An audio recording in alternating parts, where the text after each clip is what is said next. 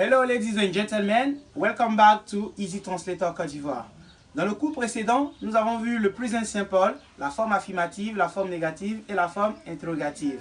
Dans le cours d'aujourd'hui, nous allons voir un autre temps simple en anglais qui est le simple past, ou communément appelé le prétérit.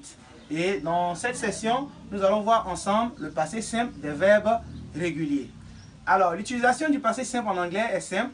On utilise le passé simple pour parler des actions qui sont passées et qui n'ont aucun rapport avec le présent.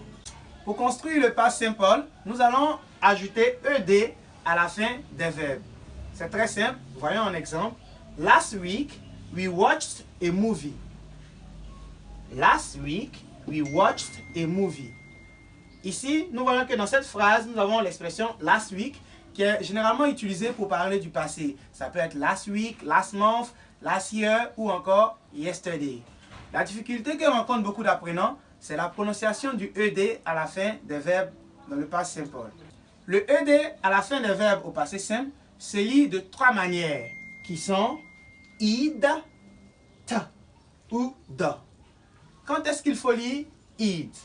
On lit id quand le verbe se termine par t ou d. En exemple, nous avons wanted, voted.